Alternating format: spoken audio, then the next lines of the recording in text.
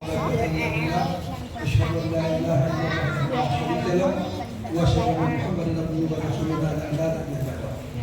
Puji dan syukur senantiasa kita panjatkan kehadirat Allah Subhanahu wa taala atas segenap limpahan rahmat, karunia kesehatan, kegiatan dan keimanan kepada kita sekalian sehingga memperingati hari Nuzul Quran dan bertepatan dengan puasa baik yang 17 maupun yang ke-8. Nabi besar Muhammad SAW beserta seluruh keluarga sahabat dan pengikutnya sekalian. Yang kami hormati dan banggakan tentunya ini kakanda kami juga Bapak Profesor Kiai Haji Profesor Dr. Zainal Abidin Ibrahim, pemberi tausiah kita pada malam hari ini, di mana kita tahu wakil-wakil dekan, kepala-kepala lembaga, kepala biro, direktur dan seluruhnya. Atas limpahan rahmat Allah kita dapat melaksanakan kegiatan Nuzul Quran, yang dimana kegiatan ini juga rutin kita laksanakan sebagai rangkaian dari pelaksanaan puasa Ramadan. Tahun ini memang yang mengambil panitia adalah FKIP. Kami berterima kasih telah menyelenggarakan kegiatan ini. Selain dari kegiatan Nuzul Quran, kita juga sudah melaksanakan buka puasa bersama dan tarawih, dan kemarin juga wabarakatuh. Alhamdulillahirrabbilalamin. Wassalatu wassalamu ala asrafil anbiya'i wal mursalin Sayyidina Muhammadin wa ala alihi wa sahbihi ajma'in. Yang terhormat dan kita banggakan bersama Rektor Universitas Tadulako Bapak Profesor Dr. Haji Amar Akbar Ali SDMC.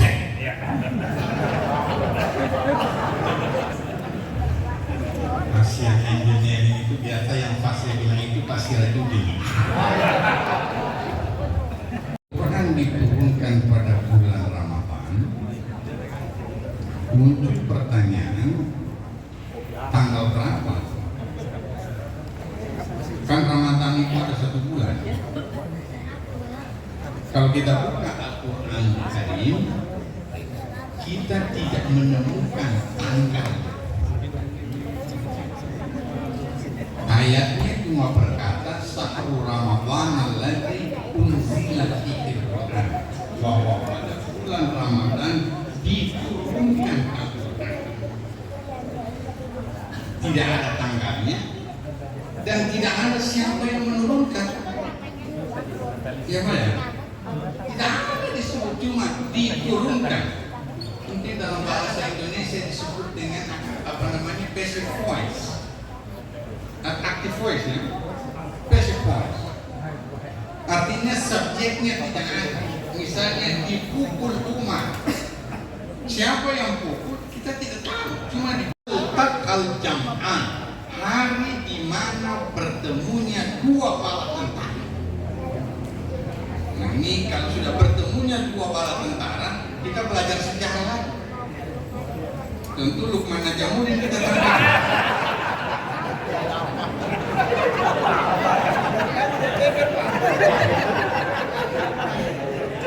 Yang membuat tombol tutup bisa jadi pahlawan. Itu tidak gampang. Sis Al-Jufri diperjuangkan sampai hari ini, itu belum mampu kita memperjuangkannya. Tapi Lukman Najamuddin luar biasa.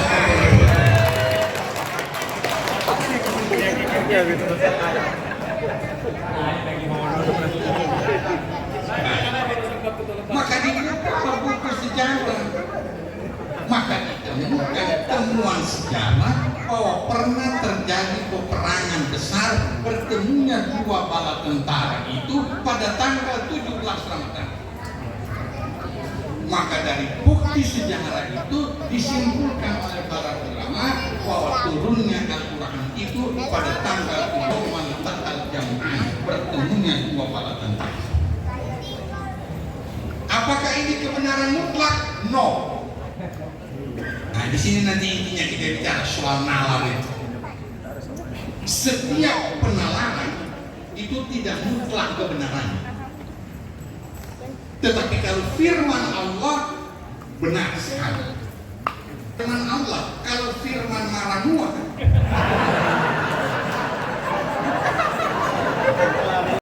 milik Allah Subhanahu wa Ta'ala.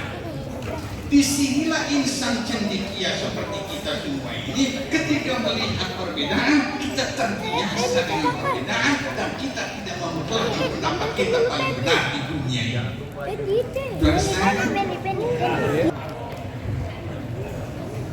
Ya seperti Pak Rektor bilang tadi, itu kalau ada yang puasa hari Senin, kasih saja. Kalau ada yang puasa hari Selasa, biarkan saja. Kan itu juga pendapat. Lalu kita akan memutuskan pendapat siapa yang benar. Wallahu a'lam. Benar menurut kita, belum tentu benar menurut orang lain. Benar menurut orang lain, belum tentu benar. Tulis supaya umat Islam ini dewasa di dalam perbedaan pendapat. Bahkan saya menulis beberapa hari yang lalu, Al-Quran itu bukan buku pintar, bukan ensiklopedia. Yang kalau Bapak cari sesuatu, Bapak langsung dapat dan memberikan jawaban. Sama sekali tidak. Justru ketika Bapak baca dan Bapak tidak mengerti apa yang Bapak baca, bisa membingungkan kita. Karena memang dia bukan buku pintar. Kalau buku pintar kita baca, ensiklopedia kita baca misalnya, kita mau cari di mana tatanya. Umpamanya ini, di mana kita mengatakan tetangga? Kita cari ensiklopedia, kita cari awalnya huruf TK, tetangga kecamatan, dia sebut di situ. Tetangga kecamatan terkenal penghasil narkoba di bawah. Dengan balon yang 100 watt, maka 100 watt akan lebih terang daripada yang 50 watt. Apakah yang 50 watt salah? Tidak. Cuma ada pendapat yang lebih baru, yang lebih baik dari pendapat sebelumnya. Begitu dia punya jawaban. Saya kasih contoh bapak-bapak, misalnya Imam Syafi'i, komita Imam Syafi'i, yang di Kabone ini,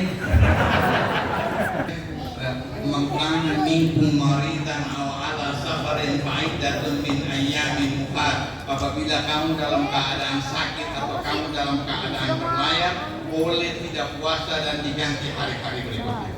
Ini nalar 2 kilometer. Imam Syafi'i. Kenapa? Karena kendaraannya onta. Kemudian dia mengambil ukuran ontanya. Kita sekarang juga pakai kicap. Sama-sama binatang. Ya kan begitu Pak, rasionya begitu. Yang saya maksudkan tadi, pertama balon 50 watt benar menurut Imam Syafi'i, dan pada periodenya memang belum ada kendaraan yang paling cepat adalah onta, maka semua orang sepakat bahwa musafir itu 82 km. Kita sudah robek, bukan lagi kilometer. Kenapa kilometer sudah tidak lagi menentukan kesulitan? Sehingga umat Islam ini harus diajak dewasa di dalam memahami perbedaan. Itu saya menulis quotes pertama puasa. Bila terjadi perbedaan pendapat di kalangan umat Islam, pertanyaannya jangan lagi mana yang benar. Roba itu pertanyaan, bukan mana yang benar, tetapi kenapa terjadi perbedaan pendapat. Supaya ustaznya bisa menerangkan begini, kenapa 17, kenapa 21, kenapa 27, kenapa 29, supaya please one, mana yang kau mau. Sehingga kita bisa jelaskan yang puasa hari Senin itu karena wujudul hilal. Dia menggunakan metodologi namanya wujudul hilal. Kalau sudah ada hilal, mau dilihat atau tidak, yang penting ada hilal, sudah boleh puasa besok. Padahal hilal Malarangan ada di ya, ada di kakaknya ibu. Tiap hari kita lihat sana, sampai bosan kita. Apalagi kalau dia suka main domino, adanya di sini. Saya tahu ada temannya di sini. Ada adanya di Fakultas Hukum. Dilihat oleh mata kepala. Dua metodologi ini dibenarkan oleh umat Islam. Kalau sudah dibenarkan oleh umat Islam, artinya dua-dua benar. Tinggal kita pilih mana yang menurut kita yang paling benar. Menurut kita, tapi bukan menurut orang lain. Kalau begini cara berpikir umat Islam, maka perbedaan tidak akan melahirkan pertikaian dan perselisihan. Tapi kalau masih mana yang benar, maka akan melahirkan perselisihan dan pertikaian. Oleh itu saya bikin statement malam ini kepada bapak-bapak dan ibu. Muhammadiyah itu bukan agama. Ini mungkin agak keras tapi mau diambil. NU itu bukan agama, tetapi organisasi keagamaan yang memiliki paham keagamaan. Dia mengerti ajaran agama lalu dia keluarkan fatwa yang namanya fatwa Muhammadiyah, tapi bukan fatwa agama. Kenapa? Karena dia memahami ajaran Islam. Bukan cuma di tingkat Rais Surya di Sulawesi Tengah. Saya Rais Surya PBNU. Dan saya salah satu di antara 9 ulama yang akhwa itu. Yang menjadi tim formatur memilih Rais Am itu saya salah satunya dan saya juru bicara. Sengaja ini supaya honornya tinggi.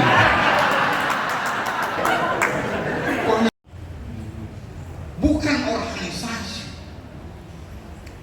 Organisasi itu kan cuma media untuk mewujudkan cita-cita Islam. Agama Muhammadiyah punya cita-cita mewujudkan Islam, NU punya cita-cita mewujudkan Islam, Al-Khairat punya cita-cita mewujudkan Islam. Semua mengarahnya kepada Islam, tetapi bukan kebenaran mutlak yang harus dipertahankan mati-matian. Ketika menafsirkan ayat tentang rezeki, wa ma min dabbatin fil ardi illa 'ala Allahi rizquha. Imam Syafi'i berpendapat bahwa rezeki itu harus diusahakan, harus bekerja, harus keluar rumah, kata Imam Syafi'i. Ya, dia punya pendapat nih bahwa kalau rezeki itu mau datang, kita harus bekerja, kita harus berusaha, kita harus berikhtiar. Katanya kalau perlu keluar rumah supaya datang rezeki. Tapi Imam Malik bilang tidak, wahai muridku. Murid ini Imam Syafi'i. Imam Malik dia guru. Orang Sidondo. Malik sedang mengajari Imam Syafi'i. Imam Syafi'i belajar di pondok pesantrennya Imam Malik. Setelah belajar apa semua diskusi soal rezeki. Imam Malik bilang tidak, pakai Syafi'i. Rezeki itu kalau mau dia datang, dia pasti datang dimanapun dan kapanpun Kumil berada. Rezeki yang cari Kumil. Memang orang Sidondo kan Kumil. Berdebatlah dua ulama ini. Yang berdebat mereka.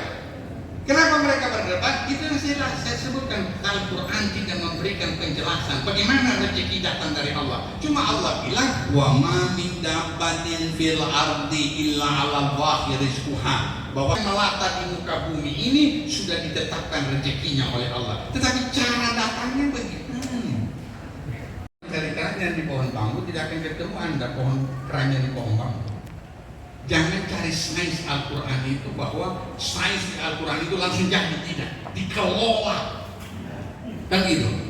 Ya, kita harus kelola dengan baik dulu.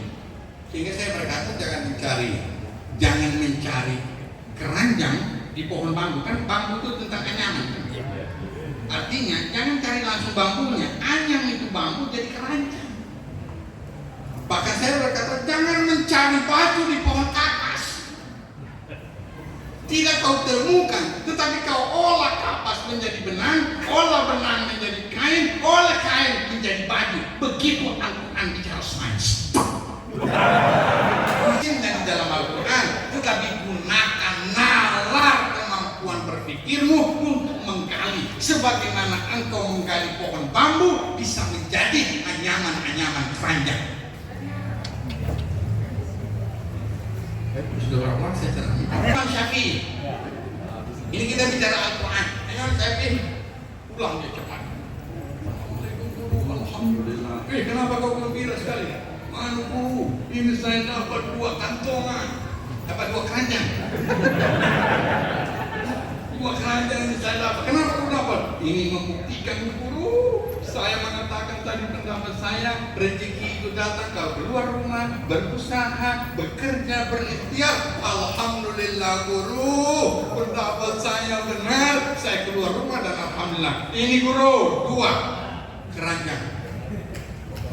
Saya cerita terakhir ini tidak benar. Saya dapat rezeki karena berikhtiar keluar rumah dan lain sebagainya. Imam Syafi'i bilang, saya tidak pernah bilang kau punya pendapat tidak benar. Cuma saya makan ini senyum. Kenapa? Pendapat saya juga benar.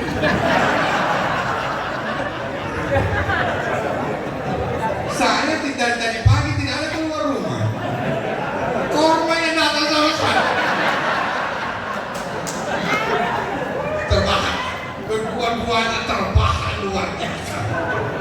Imam Syafi'i ketawa, Imam Malik juga terbahak-bahak. Kenapa?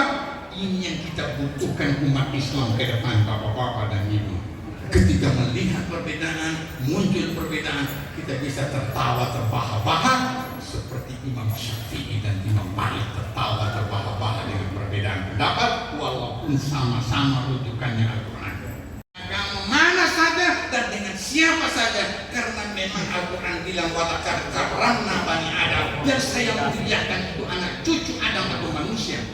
Allah memuliakan manusia, apapun agamanya, semua dimuliakan oleh Allah Subhanahu wa Ta'ala. Dan ingin tahu kenapa saya sering masuk di gereja? Kapan umat Islam bisa terbahak seperti itu? Tapi kita bersyukur sekarang ini kan ya, dengan perbedaan-perbedaan yang ada sekarang, umat Islam sudah bisa lah, minimal sudah tidak ada ribut-ribut. Ya, terawih 20 juga tidak ribut. Orang Muhammadiyah tawalannya 20.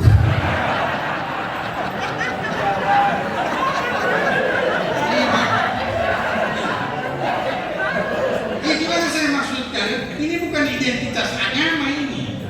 Ini identitas organisasi. Artinya, kalau ada orang Muhammadiyah tarawih 20, artinya pemahaman agamanya dia memilih namanya 20. Bukan karena organisasi. Boleh jadi ada orang yang puasa hari Selasa orang Muhammadiyah. Dia sepaham dengan organisasinya, tapi tidak sepaham dengan pemahaman keagamaan organisasi. Boleh jadi seperti ini. Orang NU yang mestinya puasa hari Selasa, bisa jadi dia puasa hari Senin. Kenapa? Dia sepaham dengan pandangan Muhammadiyah. Bisa saja terbola balik kehidupan. Ahli filsafat kuno sebenarnya dengan persepsi orang. Dan tidak ada kesalahan di dunia, kata Pythagoras. Yang ada kesalahan orang di dalam melihat kebenaran. Itulah kata-kata baru dari siapa namanya ini, Dahlan Iskan.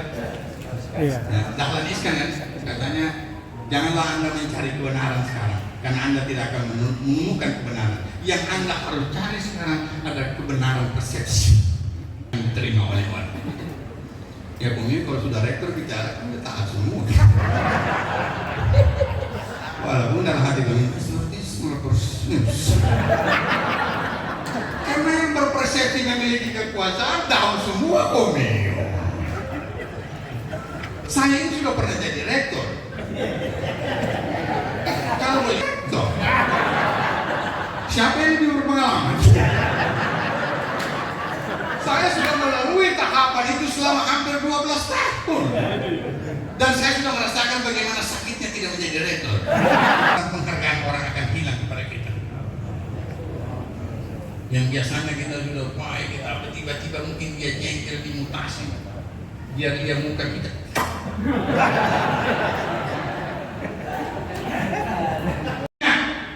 Al-ha'u ya'udu ila al-Quran. Tidak disebutkan Al-Qurannya. Ulama mengatakan al-ha'u ya'udu ila al-Quran, sehingga diartikan kami menurunkannya, itu adalah Al-Quran.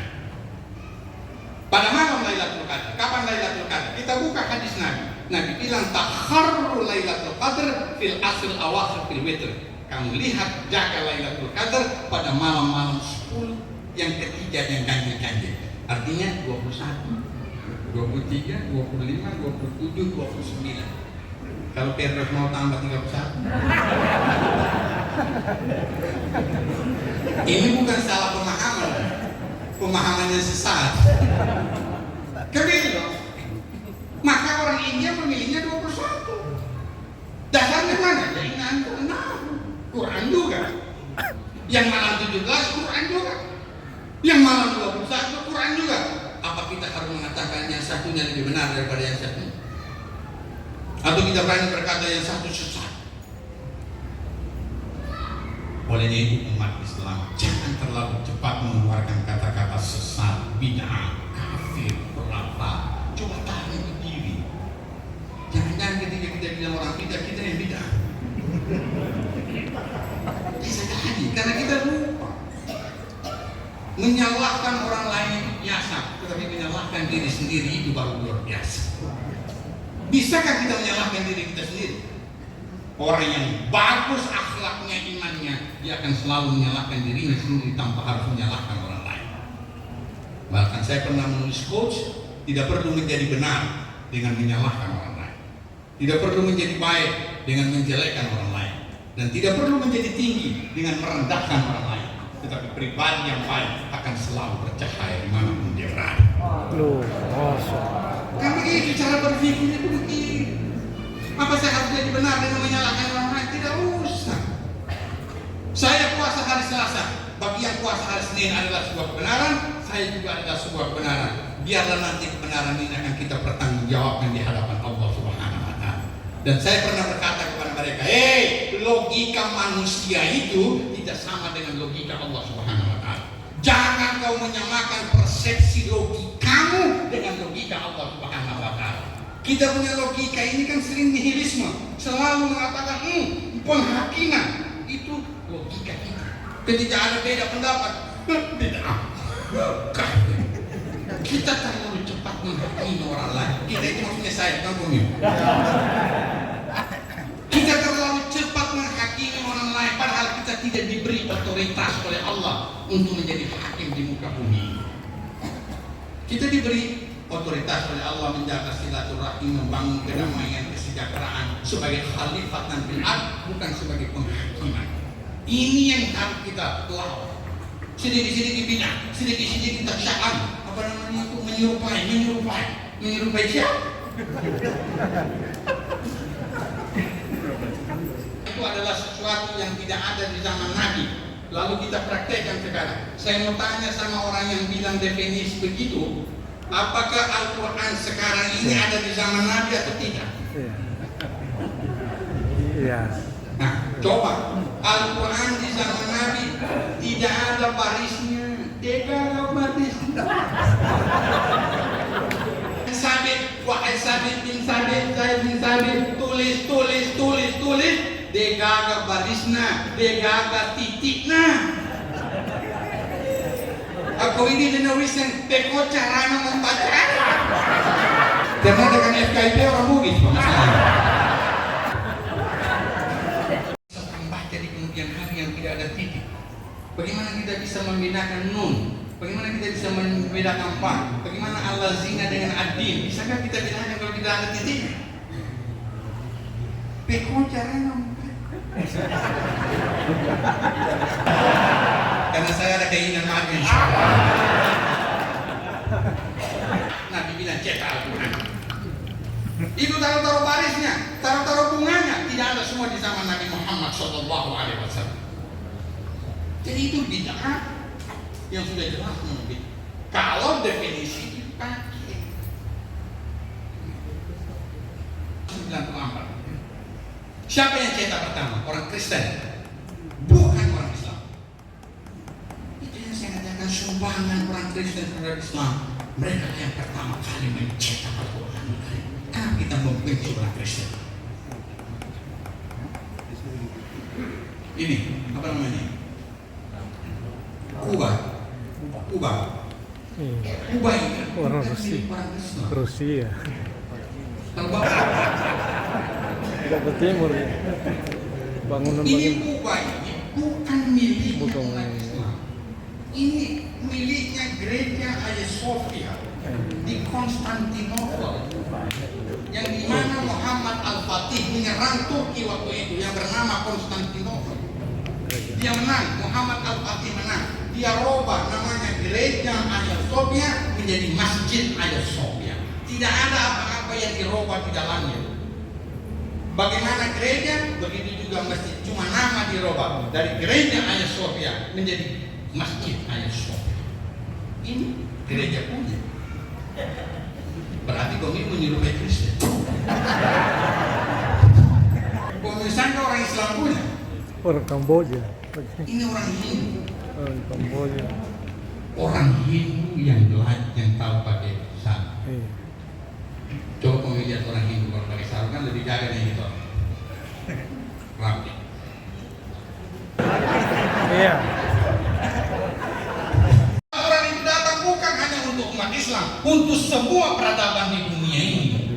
Itulah sebabnya orang Islam tidak tahu angka waktu itu. Anda tahu, Al-Quran itu belum ada angkanya waktu itu. Orang Islam belajar angka dengan orang Hindu di India. Itulah sebabnya angka-angka Arab itu hampir sama dengan angka orang Sanskerta. Kalau Bapak belajar bahasa Sanskerta, Anda lihat angka-angka Sanskerta hampir sama dengan angka-angka orang Arab. Kenapa? Karena orang Arab belajar angka itu pada orang Sanskerta di India. Jadi tidak usah terlalu fanatik bahwa hanya ada Islam. Kita bisa menerima selama ada kebaikan dari orang lain. Anjing boleh kita ambil hikmahnya, kata Sayyidina Ali. Kenapa kita ada kebencian kepada orang lain? Ini yang saya maksudkan cara berpikir umat Islam. Kalau ini untuk sebaiknya Anda diam saja. Tidak ada uang. Namanya saja Koko. Koko. Siapa namanya? Cheng Ho. Laksamana Cheng Ho. Ulama-ulama lihat bagus model bagus, enggak apa-apa ambil supaya kita bisa menutup. Kalau tidak mau pakai apa ya? Sarung orang Hindu pun.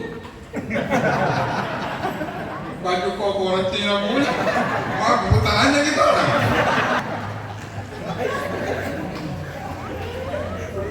Tapi aman. Itulah malah saya kemarin membaca soal bahasa Ibrani. Ternyata di dalam Al-Quran itu ada bahasa Ibrani yang orang Arab sendiri ketika ayat itu turun tidak mengerti apa yang dimaksudkan. Misalnya kata syom dalam bahasa Ibrani itu syom puasa, dalam bahasa Arab as-som, yang kemudian kita terjemahkan juga dalam bahasa Indonesia puasa. Padahal puasa itu bahasa Sanskerta. Ya kan? Menyerupai lagi. Jika seandainya tidak ada orang Hindu di Indonesia, kita susah mengartikan jannah. Apa artinya jannah? Surga itu surga bahasa Sanskerta. Jadi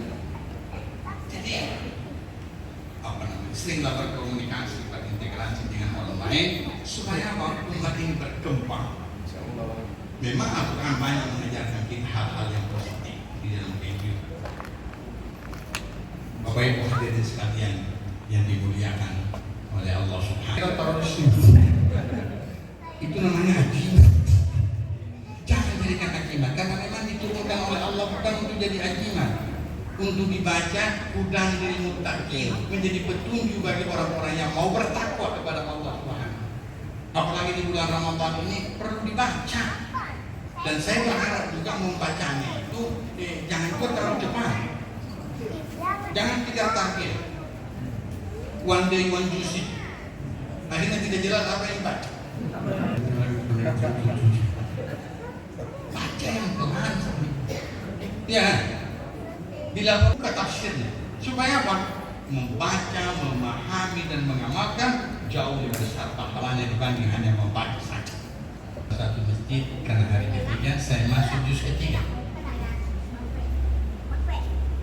Begitu saya baca, tapi mata saya agak sedikit melirik. Bahasa Inggrisnya Nusambeli. Saya lihat ada juga, tetapi dia punya halaman Pak sudah lebih dari setengah. 15 atau 16 ini Bapak. Luar biasa ini. Baru hari ketiga sudah 6. Ini satu hari 5 juz kan sudah 16. Hatinya kurang enak juga. Ya saya kira sama dengan itu. Secara psikologis kan hebat Bapak itu daripada kita ini. Jadi selesai karena saya dekati Bapak itu, Pak, luar biasa Bapak bisa mengajar, alhamdulillah. Sudah berapa juz? Bilang sudah 16. Tambah yakin kita kan dia yang bilang. Juz 16. Baru hari ketiga sudah 16, berarti rata-rata 5 juz per hari. Dia bilang tidak juga, Ustaz. Waktu dia bilang tidak juga mulai ragu-ragu saya. Saya kan orang filsafat, jadi segala sesuatu saya ragukan. Ini juz 16, stamburan taula. Assalamualaikum warahmatullahi